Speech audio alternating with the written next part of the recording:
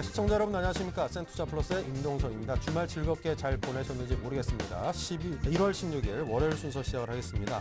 아마 좀 주말 잘 보내기 좀 힘드셨을 것 같습니다. 유럽의 주요 국가들의 신용등급이 강등됐다는 그런 소식이 들려왔기 때문에 과연 우리 증시에 미치는 영향은 어느 정도일까? 아마도 많은 분들께서 염려하면서 주말을 보내시지 않았을까 싶습니다. 하지만 미국 증시도 그렇고요. 유럽 증시도 그렇고 우리 증시도 오늘 결과적으로 이게 상당히 많은 나라의 국가의 신용 등급이 동시에 강등됐음에도 불구하고 우리 증시에 미치는 영향은 제한적이었다. 그러면 원론적인 말씀으로 정리해 드릴 수 있을 것 같습니다. 그만큼 시장에서 충분히 예상했던 일이었다. 이렇게 정리해 볼 수 있겠죠. 자, 오늘 증시 1%도 빠지지 않았습니다. 코스피 0.87%, 코스닥이 0.63%가 빠지면서 한 1, 2% 정도 빠져야지 좀 빠졌나 보다 그런 생각이 들 만한 요즘 같은 장세 오히려 별로 미동도 하지 않았다. 저는 이렇게 체감적으로는 느꼈다고 정리를 해볼 수 있을 것 같습니다. 그만큼 우리 증시가 이제 체력도 조금은 강해지는 거 아닌가 하는 그런 기대감도 가져볼 수 있고요. 자, 오늘 센투자플러스 여러분과 함께 하겠습니다. 월요일장 빠지긴 했습니다만 이런저런 악재도 불구하고 오히려 이 정도면은 저는 좀 잘 버틴 제자리였다 아니면 올랐다 이런 느낌이 드는 하루였었거든요. 자, 여러분께서 과연 어떤 생각을 갖고 계시는지 전화 02-3153-2613번, 문자 013-3366-0110으로 문자를 주시면 저희가 그에 대한 답을 드리고 또 의견을 나눠보도록 하겠습니다. 여러분께서 갖고 계신 종목에 대해서 주실 때는요, 종목 이름, 특히 가격과 비중도 꼭 함께 주시고요. 궁금하신 점도 함께 여쭤봐 주시면 좀 더 많은 도움이 되겠습니다. 그리고 그 이외에도요, 여러분께서 투자를 하시면서 느낀 점, 또 갖가지 투자에 관한 궁금한 점들, 저에게 질문을 주시면 저희가 그에 대한 답을 최대한 성실히 드리겠습니다. 자, 먼저 증권사 종목 리포트 정리부터 시작합니다. 동양증권의 김동공 대리 연결합니다. 안녕하십니까? 네, 안녕하십니까? 네, 자, 오늘 어떤 종목들에 대해서 준비하셨습니까? 네, 오늘 첫 번째로 KDB 대우증권에서 발간한 한국타이어 관련된 레포트입니다. 상반기에 갈망하는 바로 그 회사란 제목의 레포트였는데요. 천연고무 가격은 2011년 11월 초순부터 톤당 3,000달러대 초반에서 안정화되고 있습니다. 천연고무 시세의 경우 이머징 마켓 중심의 타이어 수요 구성정에 대한 기대와 공급 불안정성을 기반으로 한 투기적 성격의 강세가 최근 글로벌 경기 둔화 경향에 따라 크게 완화된 상태입니다. 이란 등 중동의 불안정성에 따른 유가 상승세 재현 가능성 부각 중에도 과거와 달리 오히려 상대적인 불안정성이 완화된 모습을 뚜렷하게 보이고 있습니다. 한편 부타티엔 가격이 반등하고 있는 가운데 합성고무 투입 가격은 2011년 4분기 이후 하락 반영되고 있는 상황입니다. 이는 종전 부타티엔 가격 하락세 시연을 반영하고 있는 것으로 판단이 됩니다. 과거의 경험으로 미루어 볼 때 부타티엔 가격이 가격 변동성에 비해 합성고무 투입 가격 변동성은 낮게 유지될 것으로 예상이 됩니다. 합성고무 평균 투입 가격은 2012년 상반기 중 조금 더 하락하고 하반기는 급격하지 않은 폭으로 반등할 것으로 전망이 됩니다. 2012년 2분기에는 천연고무 투입 가격이 2011년 4분기 대비 30% 하락하는 등에 따라 평균 원자재 투입 가격이 16.2% 하락할 전망입니다. 여기에다 판매 가격의 누적적 인상 효과가 가세하면서 2012년 상반기 연결 영업이익률은 2011년 하반기 대비 3.4%포인트 상승한 13.2%로 급격히 개선될 전망입니다. 그리고 메이저 업체 대비 초과 가격 인상에 대한 자신감을 확인시켜주고 있습니다. 한국타이어는 2012년 타이트한 공급 상황과 제한적인 생산량 확대에 외형 성장 장애 요인을 판매 가격 인상 지속을 통해 타개할 것으로 파악됩니다. 한국타이어가 메이저 업체 대비 초과 가격 인상에 대한 자신감을 확인하는 데는 다음 이유를 들 수 있습니다. 첫 번째로 2011년 중 원자재 가격 상승세에 대응한 타이어 판매 가격 인상폭이 메이저 타이어 업체 대비 낮았습니다. 이에 따라 퍼스트 동종 업체 대비 평균 판매 가격이 80% 수준으로서 과거 대비 오히려 할인폭이 높아진 것으로 파악이 됩니다. 따라서 품질 대비 가격 경쟁력이 제고되었다는 판단입니다. 두 번째로 OE를 포함한 전방 수요 대비 글로벌 공급이 타이트한 상황입니다. 그리고 세 번째, 2013년 공급 증가에 따른 가격 인상 제한을 전제로 2012년 중에 중요 시장 딜러에 대한 가격 인상 푸시가 가능합니다. 네 번째, 만약 주요 시장 딜러에 대한 판매 가격 인상 푸시가 여의치 않을 경우 수요가 많은 이머징 및 기타 시장은 판매량을 늘릴 여유가 있습니다. 다섯 번째로 유럽과 미국에서 연비 규제 시행 등에 따라 라벨링 제도가 도입될 전망입니다. 유럽의 경우 2012년 11월부터 타이어 품질에 따라 등급이 배치된 라벨이 부착된 타이어를 의무적으로 팔아야 합니다. 이에 대비해 대체적으로 2011년 5월 생산 물량부터 타이어 공급이 결정될 전망입니다. 한국 타이어의 경우 주요 메이저 업체들과 겨룰만한 B등급을 부여받을 가능성이 큽니다. 이에 따라 소비자에 대한 브랜드 인지도 개선에 힘입어 타이어 가격을 상대적으로 더 인상할 만한 요인이 확보될 전망입니다. 이에 따라서 KDB 대우증권에서 한국 타이어에 대한 목표 주가 55,000원을 제시를 하였습니다. 두 번째로 모두 투어에 관련된 종목입니다. 상반기는 아웃바운드, 하반기는 인바운드에 주목한다라는 제목의 레포트였는데요. 4분기, 그러니까 2011년 4분기 실적은 패키지 영업수익 전환율의 하락으로 컨센서스를 하회했습니다. 모두 투어의 2011년 4분기 KII프레스 기준 매출액 및 영업이익은 각각 250억 원, 그리고 8억 원으로 매출액 컨센서스를 16.2%, 영업이익 컨센서스를 69.5% 하회했습니다. 매출액이 예상치를 하회한 이유는 10월과 11월 태국의 방콕 홍수 피해로 예약 취소가 이어지며 모객 성장률이 둔화됐기 때문입니다. 수익성 악화는 동남아 패키지 상품 라스트 미닛 세일, 그러니까 즉 출발 직전 저가 판매로 인해 패키지 영업수익 전환율이 10.3%로 전년 동기 대비 1.1%포인트 하락한 것이 주요했습니다. 항공사들이 동남아 중심 노선 확대가 여행 수요와 패키지 실적 증가로 이어지지 못하고 오히려 여행사들의 마진을 감소시키는 원인으로 작용한 것입니다. 하지만 1분기부터는 동남아와 중국 지역 항공 노선이 증가가 실적 개선을 견인할 전망입니다. 1분기에도 저가 항공사들을 중심으로 한 동남아 그리고 중국 항공 노선 증편이 이어지고 있습니다. 그러나 2011년 4분기와는 달리 모두 투어의 수익성은 빠르게 회복될 전망입니다. 현 시점에서의 1분기 모객은 전년 동기 대비 9.5% 증가, 그리고 일평균 예약은 전년 동기 대비 20% 증가한 것으로 집계되어 태국 홍수 피해는 정상화된 것으로 보입니다. 올해는 2011년과 같은 여행사 간 하드블록 그리고 전세기 과열 경쟁이 없을 것으로 예상되는 점도 수익성 개선에 긍정적입니다. KB투자증권은 모두 투어의 2011년 1분기 패키지 송객수를 전년 동기 대비 16.3% 증가한 24만 7천 명, 그리고 영업이익을 전년 동기 대비 9% 증가한 87억 원으로 전망합니다. 패키지 영업수익 전환율도 12%대로의 회복을 예상합니다. 그리고 하반기 인바운드 호텔 사업이 본격화될 시 신규 사업 기대감도 긍정적이다라고 평가를 했습니다. 한편 하반기부터는 전체 매출액의 기여도가 5% 내에 불과했던 인바운드 관련 사업도 본격화될 수 있을 전망입니다. 리츠 회사의 지분 인수를 통해 8월부터 비즈니스 호텔 사업에 참여할 계획입니다. 2012년에도 방한 외국인 관광객의 증가로 인해 서울 시내 호텔의 극심한 쇼티지 현상은 계속될 전망이어서 안정적인 객실 확보가 가능하다면 중국의 인바운드 여행 자회사의 모두투어 인터내셔널과 모두투어 인터내셔널과의 시너지 효과 또한 창출이 기대가 됩니다. 이를 이유로 KB투자증권에서 모두투어의 목표 주가 42,000원을 제시를 했습니다. 마지막으로 한섬입니다. 현대백화점 그룹에서 새 출발을 할 것이고 성장의 신호탄이다라는 제목의 레포트였는데요. 한섬은 지분 매각을 통해 현대백화점 그룹으로 편입이 되었습니다. 실질적인 지분 인수가 현대백화점 그룹 차원에서 이루어졌기 때문입니다. 정지선 현대백화점 그룹 회장이 인수 과정에 깊숙이 참여했다는 점과 그룹 내 현금 현황이 이를 증명합니다. 지난 3분기 기준 현대백화점은 3천억 원 상당의 현금을 보유하고 있었습니다. 백화점의 특성상 현금 유동성이 풍부하지만 지난 12월 공시한 1,280억 원 규모의 신규 투자를 감안한다면 인수가액 4,200억 원은 부담스럽습니다. 따라서 그동안 신규 투자자를 물색하고 있던 현대홈쇼핑이 8,700억 원에 달하는 현금을 통해 한섬을 인수한 것입니다. 이번 딜은 한섬에게 시너지 효과를 가져올 것입니다. 첫 번째로 백화점 그룹 편입에 따른 전속시장의 확보입니다. 전속시장에 대한 논란이 있을 수 있습니다. 하지만 한섬 브랜드의 주요 판매처가 백화점이라는 점에서 재고 효율화와 향후 현대백화점 신규 점포 계획들은 한섬에게 긍정적입니다. 두 번째로 성장 동력의 확보입니다. 현대백화점 그룹은 홈쇼핑의 중국 진출과 그리고 백화점의 신규 출점 등 성장 드라이브를 강하게 진행하고 있습니다. 최근 유통업체들이 해외 브랜드를 지속해서 도입하고 있다는 점은 한섬에게 긍정적입니다. 향후 현대백화점의 신규 브랜드 도입이 한섬을 통해 진행될 것으로 보이기 때문입니다.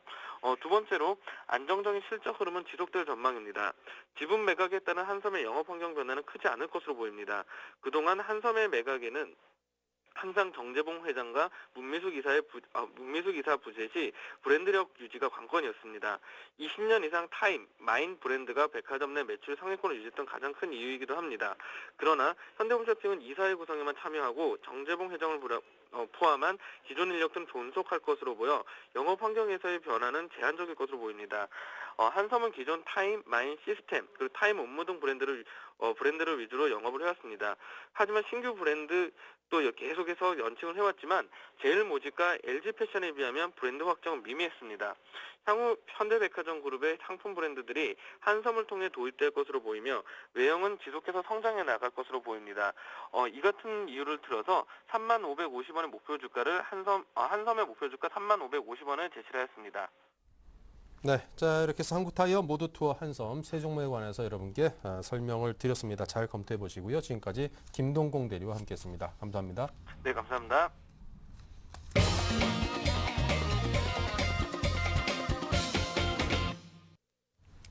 네, 센투자플러스 여러분과 또 함께 하도록 하겠습니다. 많은 질문들 계속해서 주시기 바라고요. 자, 오늘 함께 하실 두 분은 동부증권의 박성일 연구원님 그리고 라이징스탁의 홍희진 팀장님 두 분과 함께 하겠습니다. 어서 오십시오. 안녕하십니까.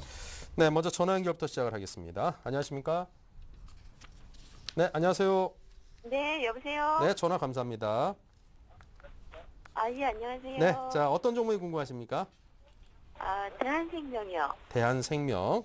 네. 예, 뭐 다른 회사 뭐 인수 관련해서 요즘 얘기가 좀 오르락 내리락 하는 것 같던데요. 사신가액과 비중은 어떻습니까? 74,400원에, 7,440원에요. 7,440원에 네, 20%요. 20%. 예. 네네. 자, 그럼 궁금하신 점은 어떤 걸까요? 이게 올라가지도 않고, 네. 이 산자가 꽤 오래됐거든요. 음. 근데, 너무 올라가지도 않고, 네. 혹시 동양생명을 인수한다 그러는데, 네. 그럼 인수할 경우 어떤가 싶어서요. 인수한 이후에 아무래도 뭐 새로운 뭐 등치 큰 기업을 하나 인수해서 하다 보면 뭐 시너지 효과가 많이 발생하지 않을까 그런 기대감을 갖고 계시는군요. 그래서 올라갈 것인지 내려갈 것인지 예.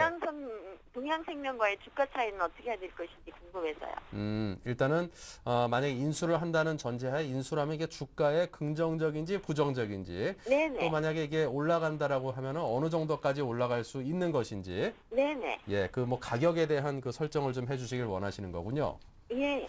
예, 일단 보험업이라는 게 이제 뭐 그 규모의 경제라는 것도 중요하고 동양생명에서 갖고 있는 뭐 가입자 같은 것들이 한꺼번에 이제 인수를 하게 되는 셈이니까 뭐 나쁜 것보다는 좋은 게 아무래도 좀 더 있지 않을까 얼핏 그렇게 생각이 드는데 자 그럼 우리 그 동부증권의 박성일 연구원님께서 이 대한생명 과연 동양생명 인수와 관련해서 기업이 어떻게 움직일 것이고 주가가 어떤 방향으로 나아갈 것인지에 대해서 한번 분석을 해봐 달라고 부탁을 드리겠습니다. 예, 잘 한번 들어보시기 바랍니다. 네. 감사합니다. 네. 예, 대한생명 말씀을 좀 드리겠습니다. 대한생명 같은 경우는 이제 국내 2위의 생명보험 회사죠. 업력으로 따지면 국내 1위라고 말씀을 좀 드릴 수 있고 그만큼 고객 기반이 좀 넓게 잘 쌓여 있다라고 말씀을 드리겠습니다. 동양생명을 대한생명이 인수를 하게 된다고 하면 대한생명 입장에서 크게 좋을 건 없습니다. 회사 덩치를 키우는 건 괜찮겠지만 그렇다고 해서 인수하고자 하는 동양생명이 대한생명보다 크거나 대한생명이 잘 못하는 어떤 손해보험이나 생명보험 쪽에서 좀 특화된 상품을 가지고 있는 게 아니기 때문에 어린이 보험을 좀 동양생명이 많이 갖고 있죠. 그리고 그 은행 연계된 유통망이 좀 넓긴 하지만 대한생명이 워낙 덩치가 크기 때문에 동양생명을 인수한다고 해서 대한생명과 어떤 시너지 효과가 나기는 어렵다라고 생각을 하고요. 합병 같은 경우는 비율을 따져봐야겠죠. 시가총액을 따져서 액면가대로 합병 비율이 좀 정해질 텐데 합병이 결정된 이후에 아마 아주 쉽게 공시가 뜰 거니까 너무 걱정하지 않으셔도 되고요. 대한생명 같은 경우 이제 올해 가지고 계신다고 해서 오를 만한 주식은 아닙니다. 아무래도 안정성 측면에서 봤을 때는 뭐 보험료 수익 같은 경우는 꾸준히 잘 발생하고 있죠. 이자 수익도 뭐 투자에 대한 손실이 크게 나지만 않는다고 하면 지난 4분기 정도에 한번 파생상품 손실이 크게 났는데 그런 이례적인 경우가 아니라고 하면 안정적으로 좀 사업을 좀 유지를 할 테고요. 배당 같은 경우로도 보험사가 3% 정도 준다고 하면 나쁘지 않다고 생각을 하고 있습니다. 대한생명 지금 PER이 한 12배 정도 나오는데요. 삼성생명이 8배 정도 나오니까 실제로는 이제 업계 1위인 삼성생명에 비해서는 조금 비싸다라고 생각을 하고 있고 그 이유는 아무래도 좀 시총이 작고 단위가 좀 작은 종목이다 보니까 그렇게 거래가 가격 단위가 좀 작은 종목이다 보니까 개인들이 좀 많이 들고 있다라는 생각을 하고 있고요. 대한생명이 여기서 주가가 좀 상승하려고 한다면 대한생명이 2012년 경영 목표에 밝힌 밝힌 것처럼 아무래도 해외 시장을 좀 많이 개척을 해야겠죠. 우리나라 보험사들의 가장 큰 문제점이라고 한다면 국내는 이미 포화 상태에 있습니다. 개인당 그 보험 가입률이 4개가 좀 넘죠. 4.1개로 조사가 되고 있고 인구 중에 90% 이상이 보험에 가입이 되어 있습니다. 그렇기 때문에 국내에서 더 이상 보험료 수익을 올리기는 좀 힘들고요. 원초적으로 보험료 수익을 좀 올려야 보험사가 좀 성장을 좀 할 수가 있는데 그런 측면에서 봤을 때 대한생명은 중국이나 베트남 쪽에 일단 진출을 한 쪽에서 많이 좀 수익을 거둬야 되는데 생명보험사나 손해보험사나 뭐 증권사도 마찬가지겠지만 작년 한 해 기준치를 쭉 보면은 대부분 다 해외 산업에서는 손실을 기록을 했죠. 자기 매매에 좀 주력을 하고 있는 증권사나 자기들 매매에서 자기 보험료에 좀 주력을 하고 있는 보험사 마찬가지로 전부 손해를 보고 있기 때문에 지금 상황에서 봤을 때 대한생명의 큰 상승 동력은 없다라고 생각을 하고 있고 M&A라는 단기 악재만 있기 때문에 매수하신 가격대 그리고 배당을 좀 계산해 보셨을 때 손실이 아니라고 하면 대한생명은 매매를 하지 않으시는 게 좋다라고 말씀을 좀 드리겠습니다. 네, 가급적이면 대한생명 좀 매매를 하지 말아 주십사 이런 부정적인 의견을 전해주셨습니다. 참고해 보시기 바라고요. 다각도로 잘 검토를 해보시기 바랍니다. 자, 문자로 주신 종목들이 있는데요. 현재 일진전기가 제일 먼저 들어와 있습니다. 6,950원에 25% 일진전기입니다.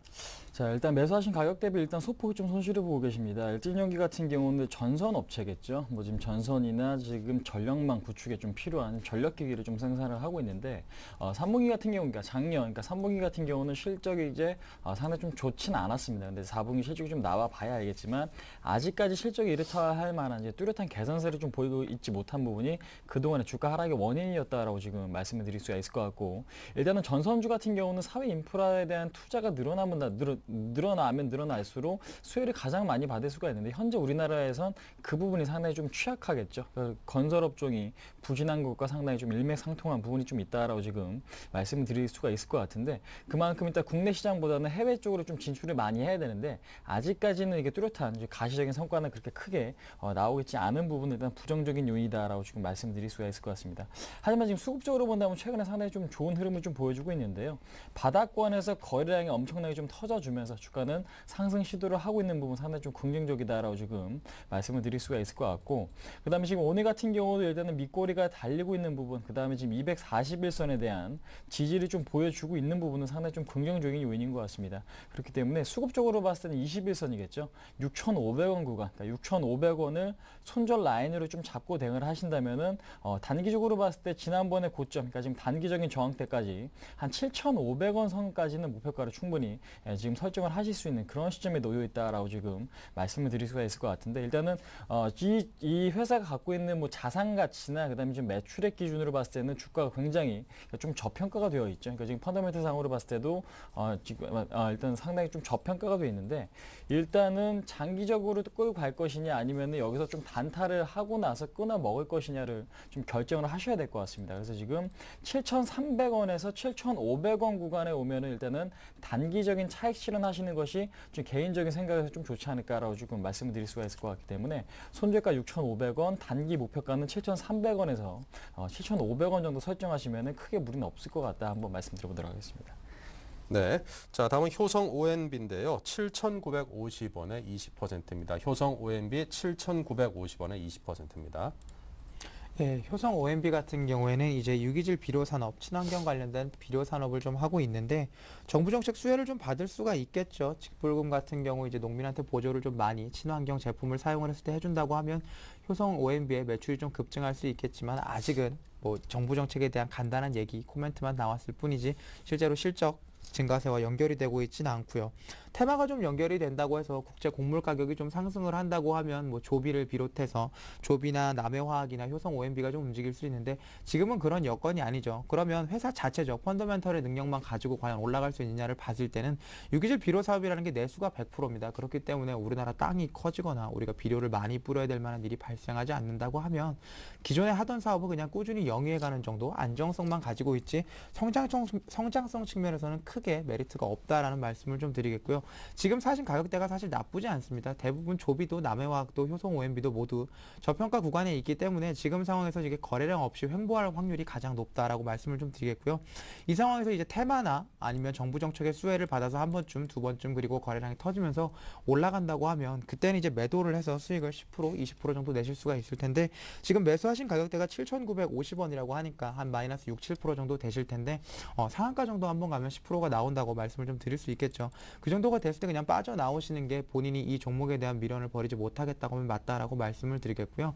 기간을 알 수가 없죠. 이런 얘기들이 언제 나올지 우리는 예측이 불가능하죠. 그렇기 때문에 지금 펀더멘탈만 갖고 올라갈 주식 그리고 상승 추세에 있는 주식이 아니기 때문에 이런 거를 좀 인내하시기 어렵다고 하면 다른 종목을 조금 찾아보시는 게 좋다라는 말씀을 드리겠고요. 기업 가치상에서는 지금 7,000원대에서는 뭐 매도할 필요는 없지만 일단은 상승하는 데 어려움이 많고 시간이 좀 언제까지 걸릴지 알 수가 없다는 의견을 좀 말씀드리겠습니다.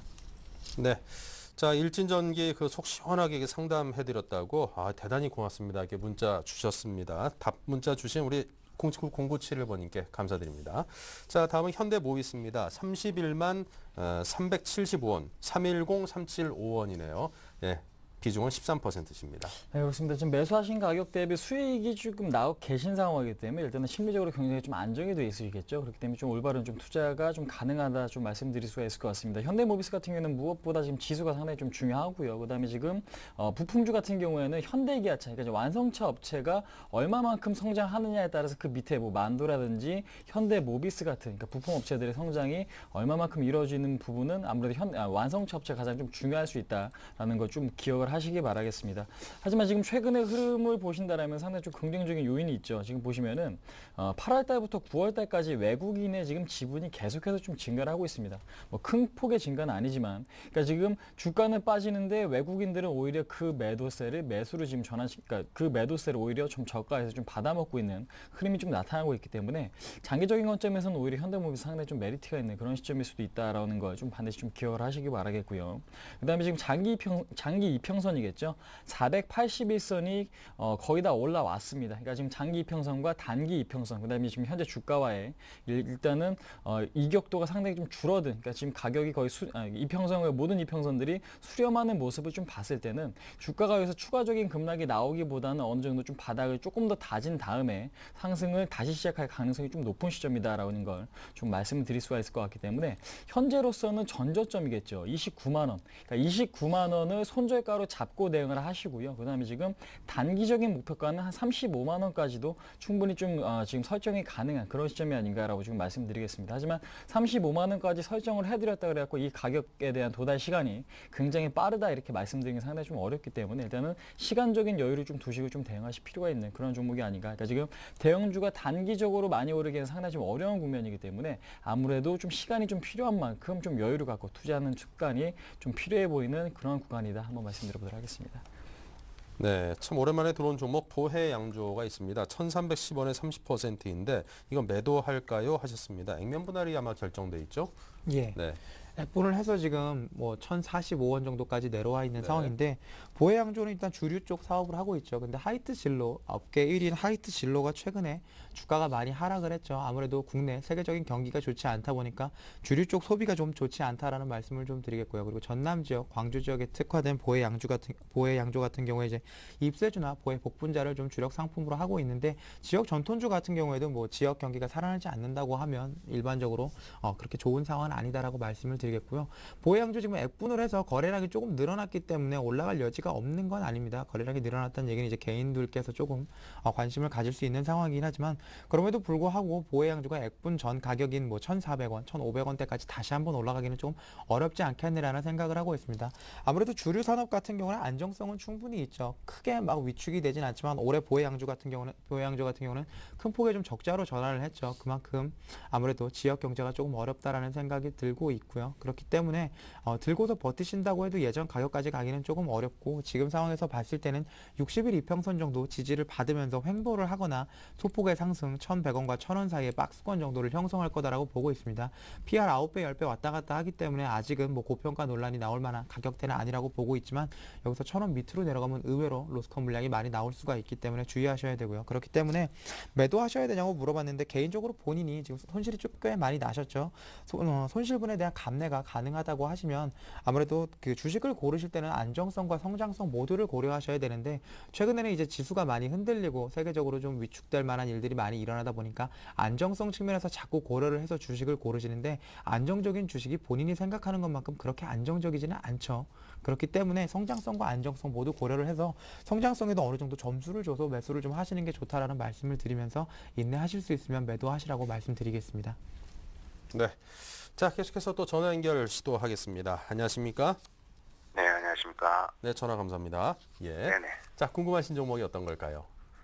LG화학이고요. 네, LG화학. 33만 원에 50%입니다. 33만 원에 50%요. 네네. 네. 자, 궁금하신 점은 어떤 걸까요?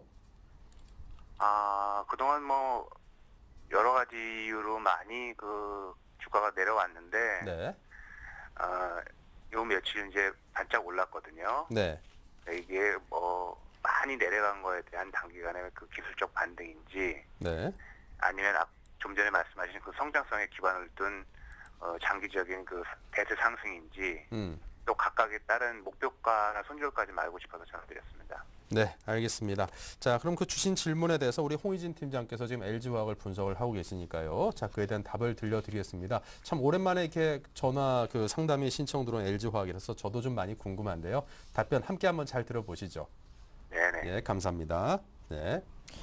자, LG화학 같은 경우는 우리나라 대표 화학 업체겠죠. 일단 뭐 LBS나 뭐 PVC, 에틸렌뿐만 아니고 뭐 LDPE, 그러니까 지금 엄청나게 좀 많은 석유화학 제품을 좀 생산하고 있는 기업이죠. 그러니까 최근에는 뭐 2차 전지 사업부를 좀 분할한다는 얘기가 나오면서 주가가 한 차례 급락을 하기도 했습니다. 하지만 지금 영업이익적인 전체적인 영업이익에서 80% 이상을 차지하고 있는 부분이 이제 석유화학 부분이고요. 그러니까 지금 2차 전지 부분은 상당히 좀 미미한 수준에 이제 아직까지는 좀 머물러 있는 부분이다라고 지금 말씀드릴 수가 있을 것 같습니다. 그래서 지금 현재 기업 가치가 상승하기 위해서는 아무래도 석유화학 시황이 무엇보다 좀 중요하다라고 지금 말씀을 드릴 수가 있을 것 같은데 일단은 지금 기술적인 반등인지 대세적인 상승인지 논하기에는 상당히 좀 무리가 있죠. 그러니까 지수가 지금 올라가면 LG화학이 같이 반등이 좀 나오고 반대로 지수가 빠지면은 동반해서 좀 하락하는 흐름이 나오고 있기 때문인데 아무래도 지금 화학 업체, 그러니까 화학 같은 경우는 경기 민감주로서 지금 분류를 하실 수가 있을 것 같습니다. 그러니까 지금 글로벌 경기가 어느 정도 좀 확장이 되고 살아난다라면은 석유화학 제품에 대한 수요는 당연히 좀 늘어날 수밖에 없기 때문인데 이제 LG화학 같은 경우는 그런 측면에서 봤을 때 지금 지수를 먼저 좀 보시는 게 좋을 것 같은데요. 오늘 같은 경우는 뭐 지금 프랑스 신용등급 얘기가 나오면서 장 초반에는 뭐 1.7% 이상까지 주가가 좀 급락이 좀 나왔습니다. 하지만 외국인들의 매도가 지금 시장에서는 아직까지 좀 출해지고 있지 않은 부분, 그 다음에 지금 기관이 여전히 시장에서는 매수 기조를 좀 유지하고 있다라는 부분을 봤을 때는 지수가 여기서 좀 꺾이지 않고 추가적인 좀 반등이 나올 가능성이 좀 높다라는 것만 좀 기억을 하시면 될 것 같아요. 그래서 지금 일단 지수가 뭐 단기적으로 21선에 대한 지지 후보인 거 상당히 좀 긍정적이기 때문에 LG화학도 마찬가지로 일단은 긍정적인 흐름을 좀 이어가고 있다. 오늘 오후 시장에서 반등폭을 좀 더 확대시키는 모습이 나와 주었습니다. 그래서 지금 시장보다는 상당히 좀 강한 흐름을 아직까지는 연출하고 있다라는 부분 좀 기억을 하시기 바라겠고요. 그다음에 지금 30만 원에 대한 바닥 지지를 굉장히 지금 강하게 좀 보여주고 있죠. 그렇기 때문에 30만 원만 이탈하지 않는다라면 중장기적으로는 우상향인데 단기적으로 지금 기술적인 반등이 나온다라면은 아무래도 지수가 여기서 1900선 이상까지 반등이 나온다. 그러니까 1900선 언저리까지만 나와 주어도 제가 보는 관점에서는 36만 원까지의 반등은 쉽게 좀 나와줄 수가 있을 것 같습니다. 그래서 지금 현재로서는 36만 원까지 목표가를 좀 설정을 하시고요. 그러니까 그 구간에 대해서 돌파가 일어나는지 아닌지에 따라서 전략을 좀 바꾸실 필요가 있을 것 같습니다. 그래서 지금 일단은 매도값을 매수하신 가격으로 좀 설정을 하세요. 그래서 지금 매수하신 가격이 이탈이 되면 일단은 매도하신 후에 흐름을 좀 자시시켜 보시고 그다음에 지금 단기적인 목표가는 36만 원. 그다음에 그 가격에 대해서 시장 상황이 그러니까 그 가격 부근에서 시장이 좋아지고 어느 정도 좀 그 투자 심리가 호전이 되는 흐름이 좀 나온다라면은 40만 원까지도 충분히 좀 가능한 그런 구간이 아닌가라고 조금 말씀드릴 수가 있을 것 같습니다.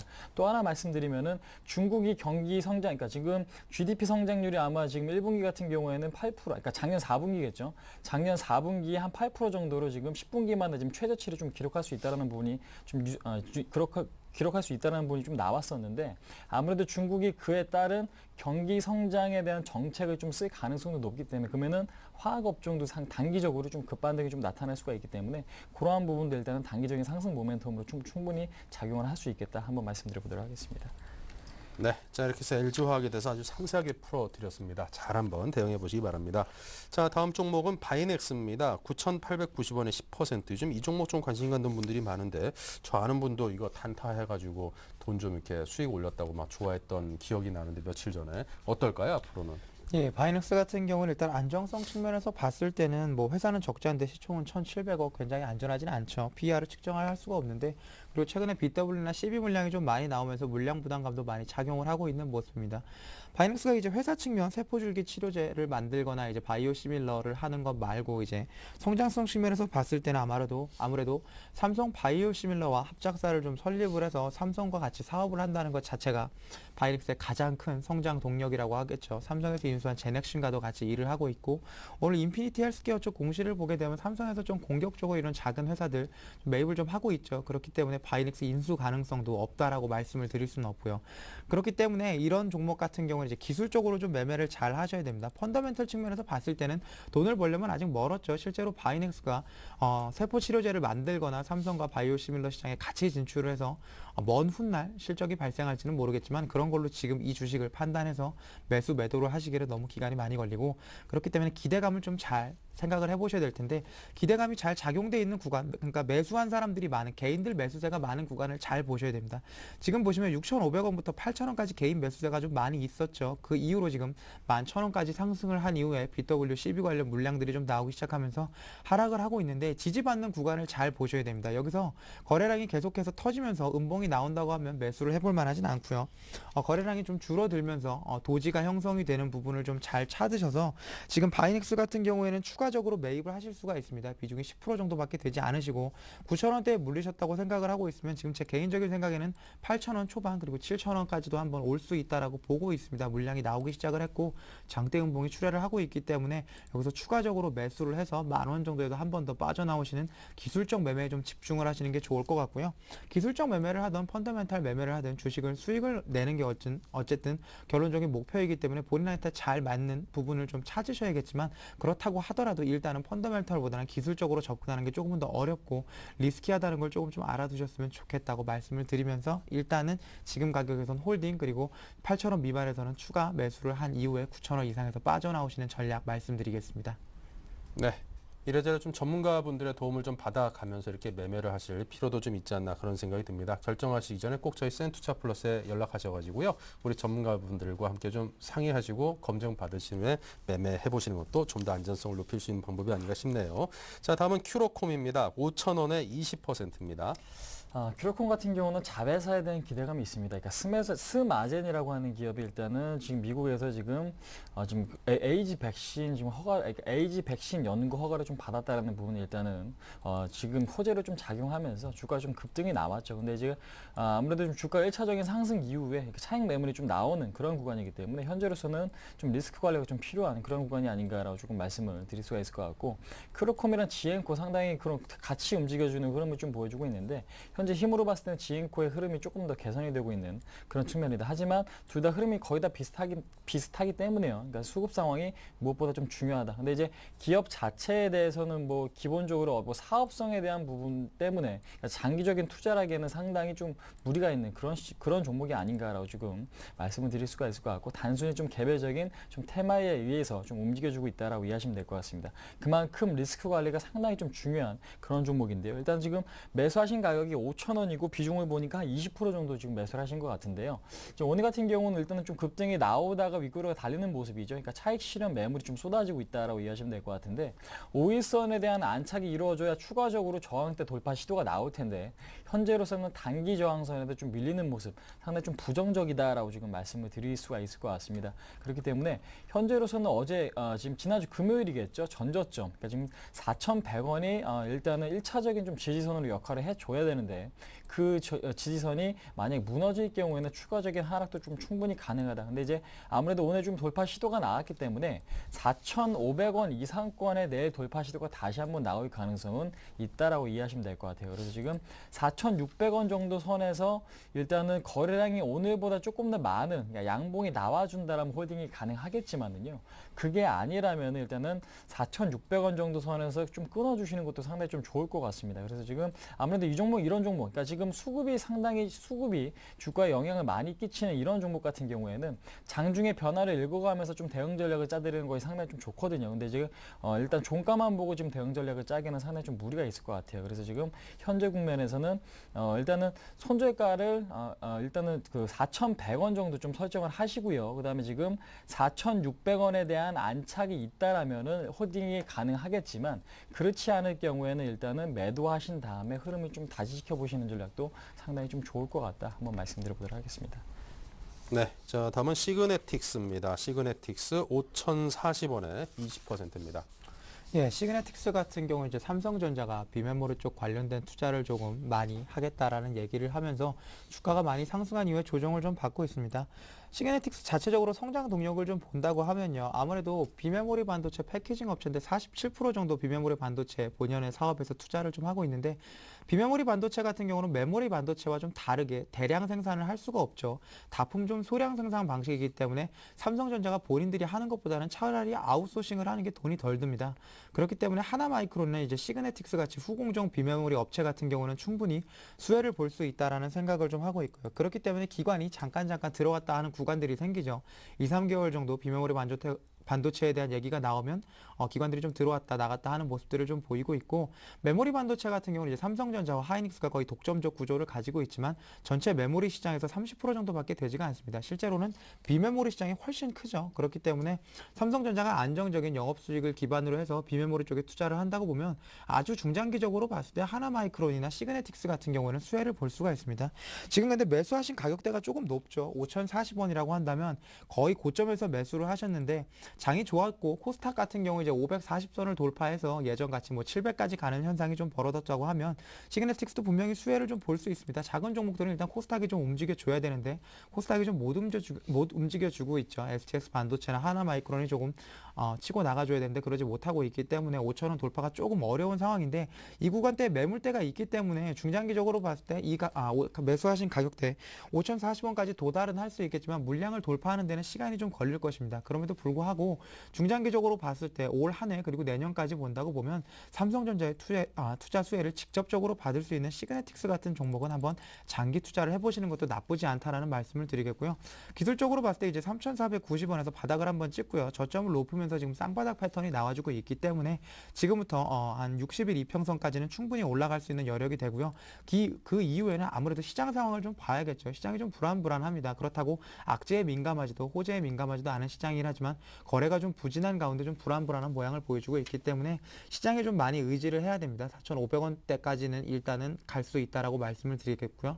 그때 이후부터 이제 시장 상황을 좀 보시면서 5,000원 이상에서는 자기가 장기 투자를 할 자신이 있으면 그냥 들고 가셔도 상관없다라고 말씀을 드리겠고 본인이 단기나 중기 투자를 하신다고 보면 일단은 매도를 하신 이후에 다시 한번 저점에서 공략하시는 전략 말씀드리겠습니다. 네, 자 다음은 테스입니다. 테스 8,500원에 50%입니다. 네. 일단 테스 굉장히 저도 개인적으로 좀 좋아하는 종목 중에 하나인데요. 일단은 지금 반도체나 뭐 태양 전지가 장비 생산을 하고 있는 그런 기업이죠. 아무래도 좀 반도체에 대한 매출 비중이 좀 더 높다라고 이해하시면 될 것 같기 때문에 앞으로 뭐 삼성전자나 하이닉스 쪽의 주가 추이와 그다음에 지금 반도체 산업에 대한 투자를 얼마만큼은 지금 이루어질 수 있는가를 좀 주목을 해보실 필요가 있을 것 같습니다. 하지만 최근에 보시면은 뭐 삼성전자가 뭐 반도체에 대한 투자를 상당히 좀 많이 늘리겠다. 특히 이제 비메모리 쪽에 대한 투자를 좀 많이 늘리겠다라고 지금 발표한 부분은 일단 긍정적인 요인이기 때문에 우려보다는 좀 기대를 갖고 좀 대응할 수 있는 그런 종목이 아닌가라고 지금 말씀을 드릴 수가 있을 것 같고요. 그다음에 지금 3분기 실적 그러니까 지금 작년 3분기 같은 경우에는 전년 동기 대비 지금 매출액 증가율이 거의 지금 배 정도 가까운 지금 매출액 증가율이 좀 이루어졌고요. 그다음에 지금 영업이익도 상당히 좀 많이 개선이 되고 있기 때문에 지금 그런 측면에서 봤을 때 상당히 좀 긍정적인 예측 흐름을 좀 이어가고 있다라고 이해하시면 될 것 같은데, 일단은 근데 이제 문제점은 뭐냐면 내가 산 가격과 지금 주가의 지금 현재 차이와 상당히 조금 차이가 있다라는 부분이겠죠. 매수하신 가격이 지금 8,500원, 그러니까 비중도 상당히 좀 크시기 때문에 일단 대응 전략을 짜기가 쉽지 않은 그런 구간이겠죠. 그러니까 지금 주가가 올라주면 다행이겠지만 조정이 좀 나온다라면 심리적으로 굉장히 좀 불안할 수 있는 그런 시점에 좀 놓여 있는 것 같습니다. 그래서 지금 일단은 지금 뭐 추가적으로 매수하거나 매도하거나 이런 전략보다는요, 지지선이 확실하게 좀 지지가 되는지만 좀 체크하실 필요가 있을 것 같습니다. 그러니까 주가가 지금 단기적으로 봤을 때는 바닥권에서 급등한 이후에, 그러니까 지금 가격 조정이 좀 나와주고 있죠. 지금 근데 단기적으로 봤을 때는 61선에 대한 지지가 확실하게 좀 이루어져야 됩니다. 그러니까 왜냐면은 역배열 상태에서 정배열로 넘어가는 초입 구간에서는 그 돌파가 됐던 이평선이 다시 한번 이탈을 하게 되면은 상당히 좀 부정적인 영향을 끼치는데, 일단은 그 부분을 좀 감안을 해봤을 때는 7,650원, 그러니까 7,650원을 일단은 손절 가격으로 좀 잡고 대응을 하시고요. 단기적으로 봤을 때는 매수하신 가격까지의 지금 도달이 쉽지는 않을 수도 있습니다. 근데 이제 충분히 좀 도달 가능하다라고 지금 말씀드릴 수가 있을 것 같기 때문에 7,650원이 지지가 잘 될 경우에는 일단은 9,000원까지는 목표가를 좀 설정을 해보자. 그러니까 지금 탄력이 굉장히 좀 좋은 종목이고, 오늘 같은 경우도 조정이 나왔지만 매도 거래량이 크지 않다라는 부분은 상당히 좀 긍정적이거든요. 그렇기 때문에 자, 상승 탄력이 좋은 만큼 일단은 지지선 7,600원만 잘 기억해 주시고요. 그다음에 지금 9,000원까지의 좀 반등을 좀 기대를 해보자. 근데 이제 그 구간에서 매도를 할지 말지는 그 반등의 힘을 보고 좀 판단하시는 게 상당히 좀 좋지 않을까 한번 말씀드려보도록 하겠습니다.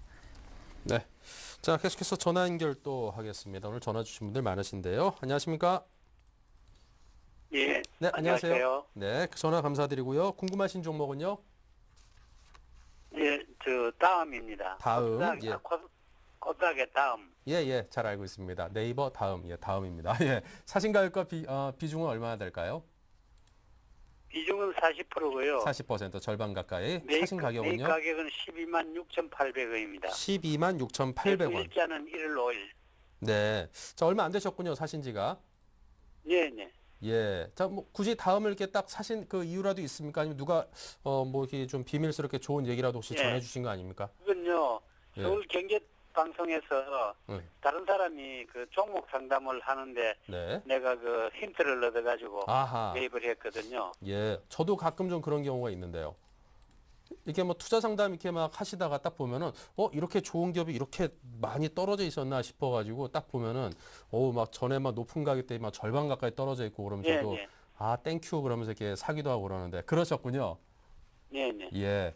자, 어떻게 뭐 그래서 사시고 난 다음에 후회는 없으시고요. 궁금하신 점은 어떤 걸까요? 매도 가격하고 네. 그런 걸 좀 알았으면 좋겠습니다. 매도 가격. 예, 알겠습니다. 자, 그럼 우리 박성일 연구원님께 다음, 뭐 사신 지 얼마 안 되셨는데 연초부터 이게 매입한 종목 과연 이게 복덩이였으면 좋겠거든요. 과연 앞으로 어떻게 움직일런지 네네. 가격에 대해서 한번 저희가 풀어보도록 하겠습니다. 네, 잘 들어보십시오. 감사합니다. 네, 감사합니다. 네. 예. 예, 다음이나 NHN을 보면 생각나는 게 정말 회사가 너무 좋죠. 돈을 아, 예. 쌓아놓고 있습니다. 651이 예. 대부분 다 5,000%가 넘어가고요. 부채는 거의 없습니다. 그만큼 다음이나 NHN 같은 경우는 워낙 영업이익률이 잘 나오기 때문에 회사의 성장성은 정말 대단하다고 할 수가 있는데, 안타까운 건 이제 그 내수를 갈라먹고 있다는 거죠. 두 개의 업종 전부 이제 NHN 같은 경우는 이제 재팬에 좀 진출을 했는데, 다음 같은 경우는 내수가 100%이기 때문에 이제 NHN과의 좀 경쟁 구도를 가지고 갈 수밖에 없다. 그렇기 때문에 두 종목의 주가가 다 오르긴 조금 어렵죠. 둘이서 이제 갈라먹는 부분이 좀 있기 때문에, 그래서 개인적인 생각에는 다음과 NHN은 좀 짝으로 매매를 하시되 반대로 매매하시는 게 좋다라는 말씀을 먼저 드리겠고요. 매수하신 가격대는 너무 좋습니다. 단기 바닥권에서 매수를 하셨고, 올해 같은 경우는 이제 SNS나 블로그 관련된 사용이 급증할 거라는 예상이 가능하죠. 그렇기 때문에 이에 따른 검색 광고, 디스플레이 광고나 뭐 블로그 광고 쪽에서 수익이 충분히 들어올 수 있기 때문에 다음 같은 경우에는 지금 가격대에서 단기적으로 이제 매물대가 좀 많이 있는 14만 원대, 박스권 중단 부분이죠. 이 가격대에서 좀 그 매물대가 좀 많이 있는데 이 부분까지는 충분히 올라갈 수가 있습니다. 지금부터 한 8% 정도 충분히 가능하다라고 생각을 하고 있고요.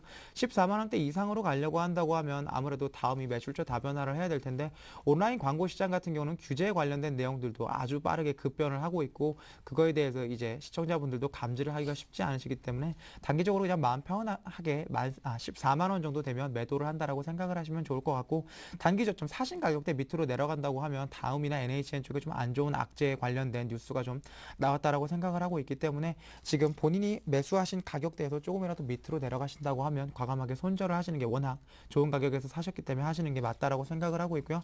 단기적으로는 14만 원 그리고 중기적으로 봤을 때는 직전 고점이었던 15만 2천 원까지도 한번 해볼 만한 종목이다라고 말씀드리겠습니다.